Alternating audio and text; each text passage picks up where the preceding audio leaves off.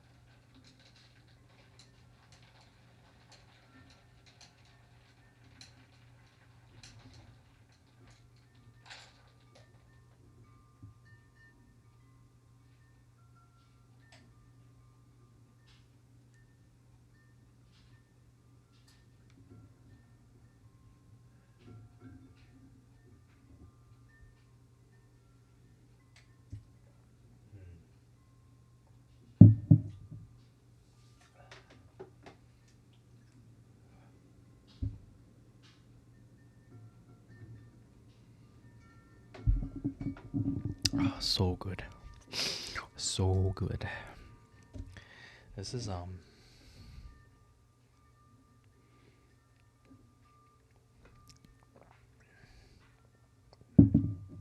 it's just coffee with um a lot of honey and what do you call it?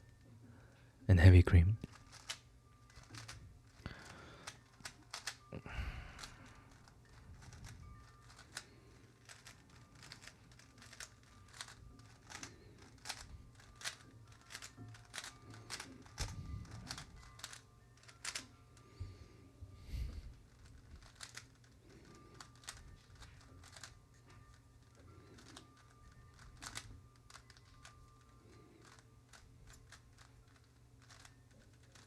Oh shit.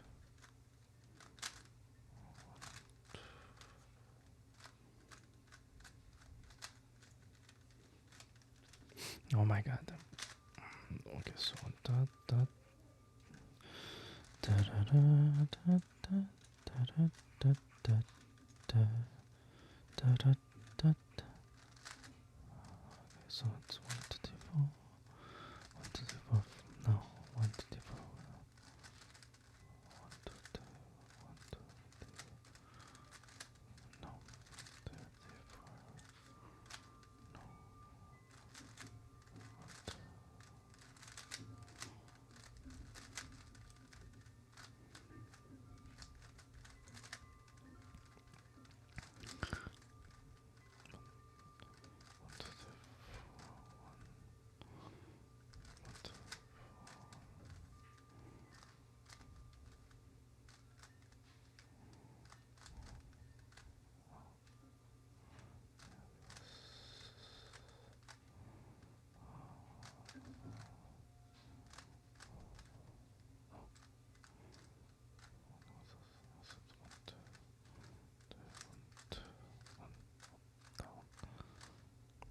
Then it's this and then it's front.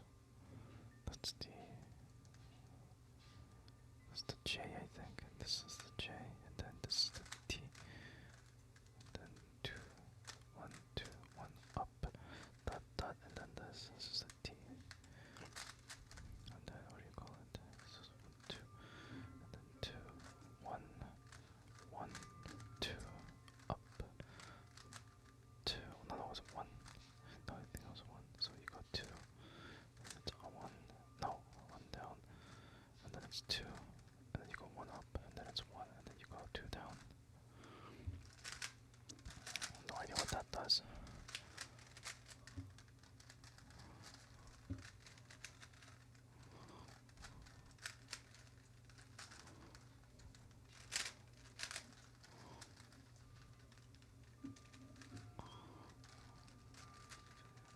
Console. That was a customary list. Even like Kutowski did it. I'm sure I was above, but also was there. Of course, Horowitz has done it. He's a very creative pianist. He has just been able to make a new recording of his improvisations. It's fantastic and truly. It's not customary for one to play his own compositions in a concert. That may change as other facets of concert behavior have changed. For instance, there's a time when people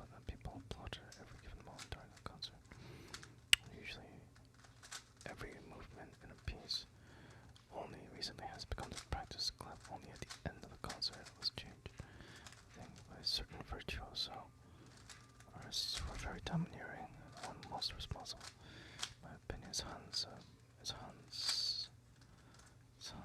von Bülow, who seemed to consider sort of concert a sacred event that we should behave as if you were at church. I stopped audiences when they began to applaud every two movements, since he was both a conductor and a piano performer. He had the opportunity to create this trend when Mozart, even in his earlier days, wrote the pride to his father that he had to repeat the second movement of one of his concertos because the audience liked it so much. Never could an audience today express its delight of the second movement, because they're not allowed to applaud after the second movement. Shit. Because whatever people when I applaud at the end of a movement, encourage them, but there have been, so I changed my performance at this point. One precedence over the other. However, when that seems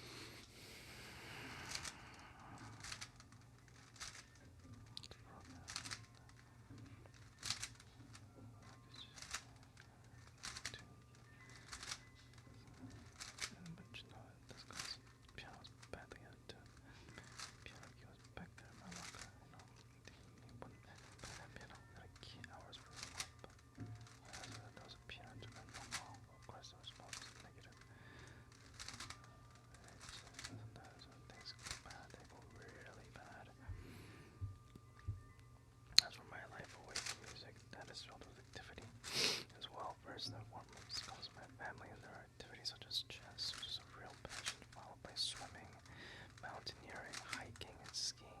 I must tell you that any fears with my hands does not diminish my zest for these activities.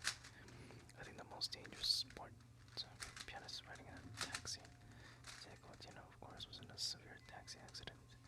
In New York, I was in the hospital for 2 months. Can't recall how many bones he had broken. And he's not the only one. Not a pianist had his hand broken when a person slammed a taxi door on it. Jesus. So why should I be afraid of skiing or mountain hopping? There's also the family to consider. I now have 4 children and 4 grandchildren.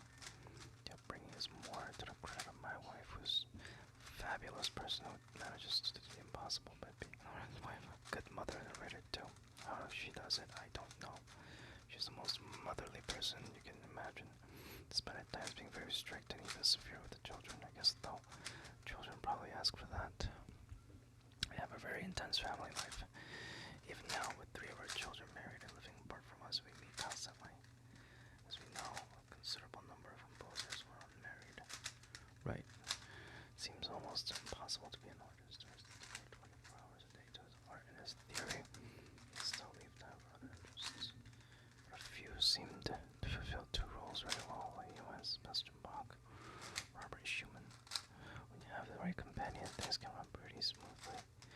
But both sides have to be willing to make sacrifices. You have to sacrifice part of your life, even part of your artistry, to make a marriage and family work out. This is a very interesting topic. It says, as we know, a considerable number of composers were unmarried. It seems almost impossible to be an artist who has to devote 24 hours a day to his art and his theory, and still leave time for other interests. But a few seem to fulfill 2 roles very well, like Johann Sebastian Bach or Robert Schumann. When you have the right companion, things can run pretty smoothly. But both sides have to be willing to make sacrifices. You have to sacrifice part of your life, even part of your artistry, to make a marriage and a family work out. Now, I talk about marriage a lot in my videos. For me personally, and this is just my thoughts, I think one needs to experience certain things to quote unquote unlock certain areas in the mind. So I think the mind itself is a very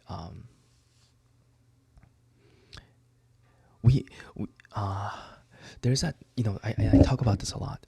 The reason why, and this actually correlates to what I think about. If you want to immerse yourself deeply in an art form, like I said this yesterday, I think, or 2 days ago. This was about books. Let's say books, music, paintings, for example. If you know how to write, and if you know how to, and if the chances are, if you are a good writer, you are also an avid reader. There's a very good chance that you just read a lot. And the reason, and from the interviews, authors always emphasize the reason why they read is to understand how certain components of the writing works. It's not like plots, but it's about certain techniques used in one's writing, and this may be grounded to, let's say, style, but intrinsically it's more about understanding how certain things work and then trying to compile that into your own personality, as your own what's the word? It's not shape.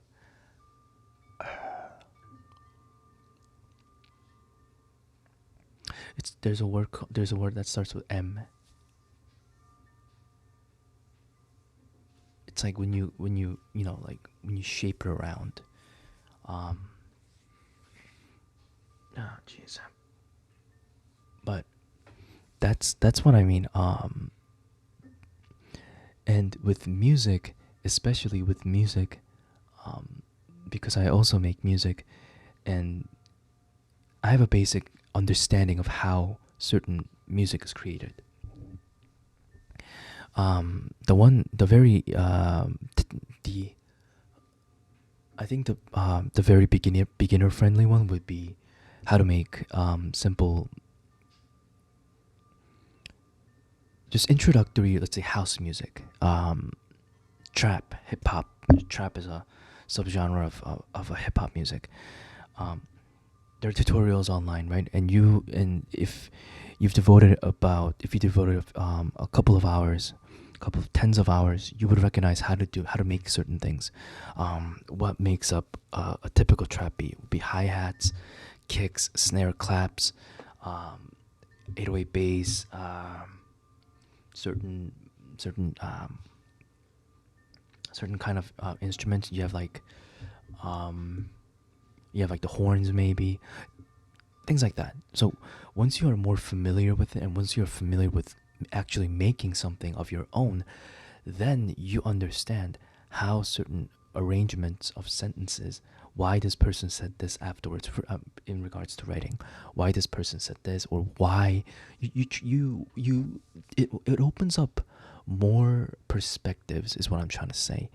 um, and going way back, to the reason why I started saying this is, I feel personally, I feel biologically, um, every we are born to reproduce, right? I think, um, that's just it. We are literally born to reproduce. Evolution states that we are born to reproduce. We are born, and in my opinion, when we once we actually have, um, our offspring, it's not having someone that you love is also very important. But once you have a physical, once you see that physical being that is your responsibility, I think something happens inside your mind. Something happens inside your brain. um, I would like to call it like a second puberty, uh, but adult form, I guess. I don't know. um, Not the one that you have. So in teenage years, you have the first puberty, and then I think once you have kids, that's when your second puberty kind of starts. Um, and there you quote unquote unlock different perspectives of what just I've never had kids, so I wouldn't know. But you just unlock things. I don't know. You unlock certain things, and once you do, in my opinion, it it to use the word deepen as to, make it thicker, make it more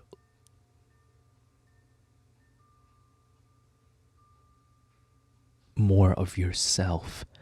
I think it thickens everything that um you do in life. And if it's art, the ultimate form of expression, personal expression, then like that's it. That's why personally, um, it and I'm saying this in a positive note, right? Obviously, that's how I see it.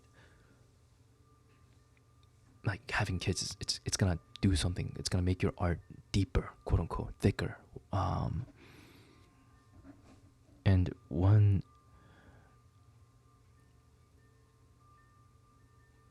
I wouldn't say it's not a negative thing, right? But one one thing that I do, um it's like a what if situation. So one of my favorite composers is, Frederick Chopin. He had a disastrous relationship with a woman named George Sand.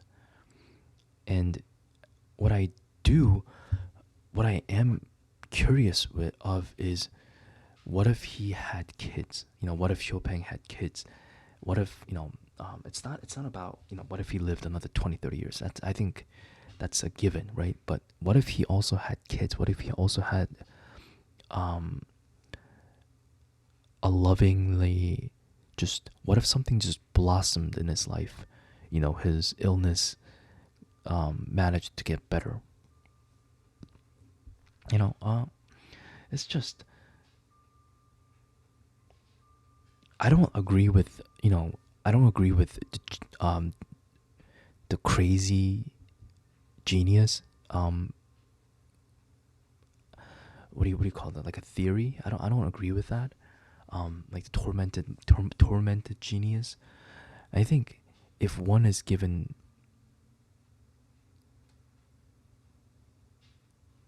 it it really depends on the person, right? If there's a person that's his, so okay, I want to continue reading, so I don't want to blab and I don't want to yap anymore. I think depending on the person, it could be happiness that really fits into his puzzle. Happiness could be a very fitting piece in his puzzle, or it could be absolute sadness. Um,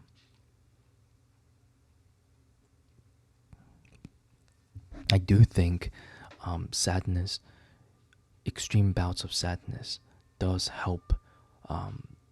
Not necessarily, but may help, depending on the person and how they live their life. Does help in in their creation. Because if anyone, I have never been officially, um, like I've never went to a psychiatrist because of this, but there are times when you just, you know, there are times when you are just, you just don't feel it. Like you literally just, you're just down. You're just like lying on bed, and it feels like your shoulders can't move. It feels like there's a like unexplainable bout of just like the gravity feels heavier, if that even makes sense. And you get up, right? You get up, you wash your face with cold water, brush your teeth, take care of your business, and then you try to eat something, and then it just something feels not screwed in properly inside your head. It's like, and you're trying to get the right tools to kind of do it, but the tools aren't working today. You know, and there are times like that, certain times, and sometimes it, you know, it'll be amazing if it's just for one day, but sometimes that feeling lasts for a couple of days or a couple of weeks. You know, God forbid. Um, and you're just like, holy crap! Like, what the heck is actually wrong with me? Like, what the heck is wrong with, like like why can't I see this in a happier way? Like, why, like this thing tastes, it tastes the same. It tastes familiar, it tastes good. But why does it not, like, why can't I fully grasp, why can't I connect the sense of this drink tasting good and pleasurable to that area in my brain where it processes happiness and pleasure? Does that make sense? Like that bridge is like that bridge is down for, like, it's under construction or something, but you don't know if that will ever be you don't know how long that's going to take. You don't know how long it's going to take for that bridge to be completed, you know. It was always there, but then something happened, like, I don't know, like, um a strong wind of emotions came by, and then it uprooted a tree of anxiety, I guess. I don't know, and it just destroyed the bridge or something. I don't know.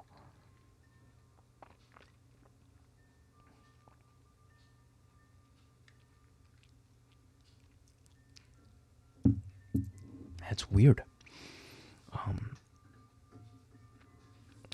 oh, all right, I yapped for too long. Well, yeah, that's the reason why I even talked about this was I was I don't the author said the excuse me, not the author, the pianist said you have to make a sacrifice part of your life. I don't think it's a necessarily I don't think of it necessarily as a sacrifice. I mean, we have to talk about the definition of sacrifice and what what what it means in this sentence here. Um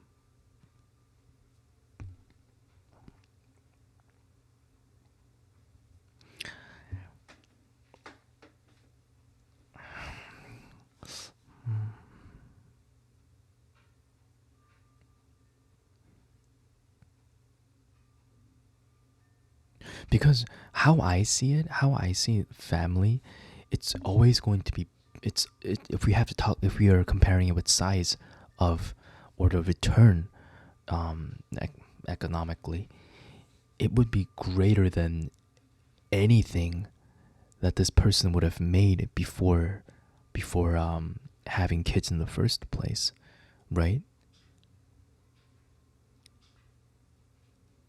Like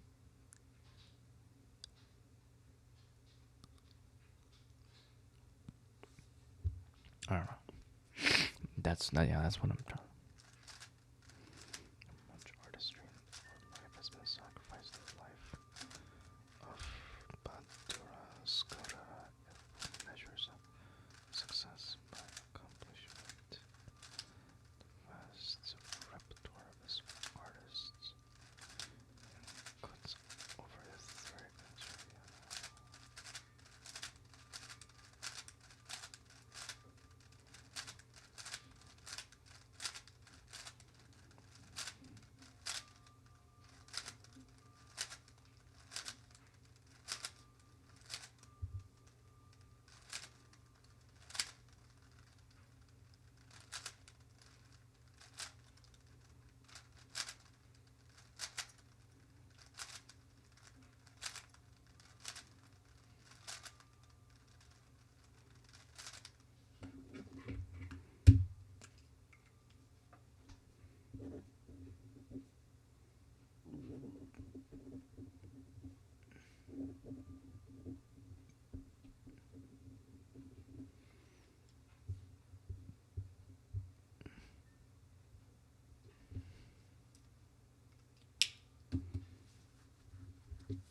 What did he say?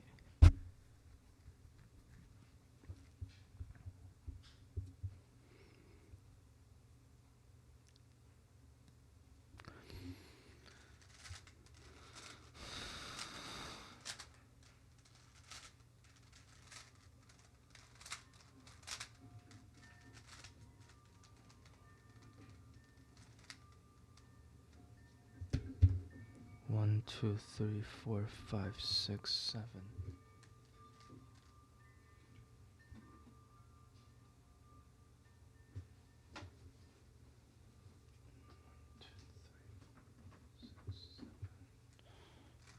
That's weird.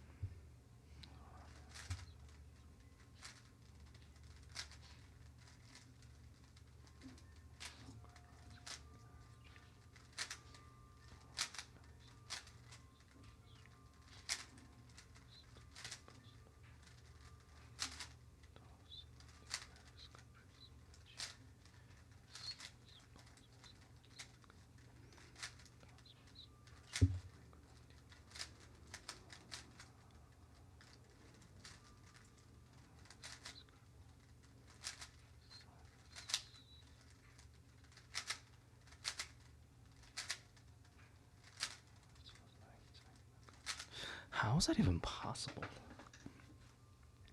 How many concerts is that? 570, 6, 75, 6, 70. That's 82, right? Right? No, it's 70. No, 6 is 72. That's 6, okay, 72, and then it's 84. 84 and 96. So what's that? 96, 8. Holy crap. How do you do that? Mid 70s, and he still does 90 to 95 concerts a year. That's roughly what? 8 concerts per month, right? Oh my god. 8 concerts a year, so it's like 2 a week. Jesus. 2 a week, 52. No, it's what? 52. Yeah, roughly about 2. Yeah, I mean, yeah, 2. That's an awful lot of concerts, yeah. Keep a varied schedule. Some artists like to travel for 3 or 4 months on tour and then take a few months off to relax. I don't do it that way, miss. My European manager, for instance, may offer me a period of 4 to 5 weeks of such a time. Then maybe, and then maybe 3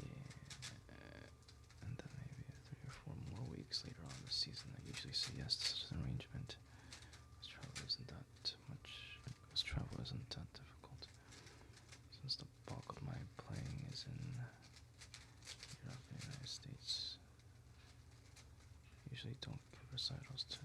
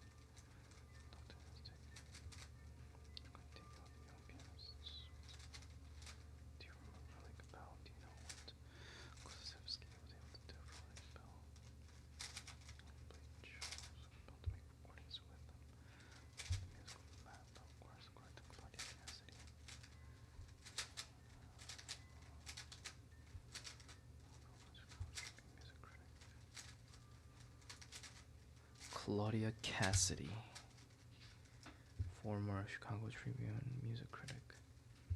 Pelk did no wrong. Enter now yours truly, what seems like up teen years ago when I was scheduled to play a recital in Caracas, Venezuela. So I flew from New York to Havana to spend a couple of days with my mother, sisters, and other relatives then living there, and to fly to Caracas. Strangely enough, the Philharmonic played Sunday mornings in Havana.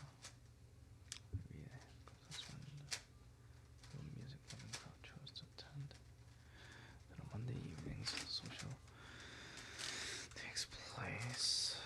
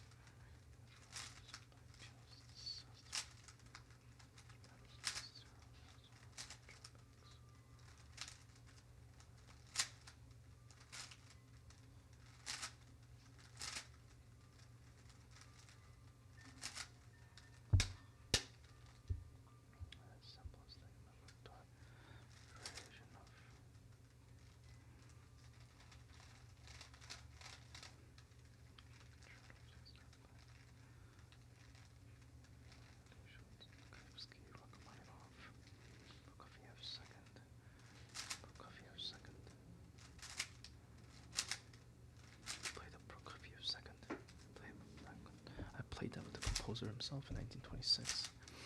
I'm so sorry I didn't hear you 2 weeks ago because I would have wanted you to play Prokofiev's second with me in Tanglewood this summer.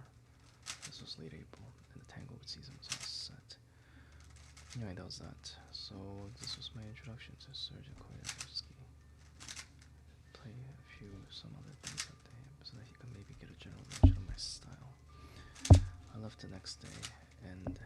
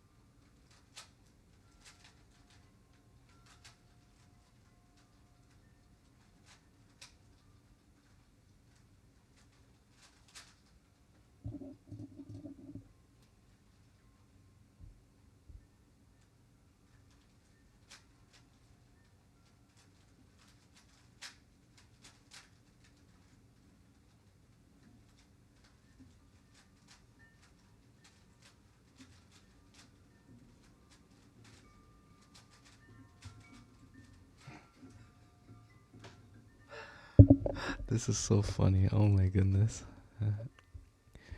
George, or probably butchering his name, George Bollé. He's hilarious. It's a very yeah, he I love him. Uh, actually, I'm gonna read for an hour more. It's gonna give me 1 second. I'll see you guys in the next video.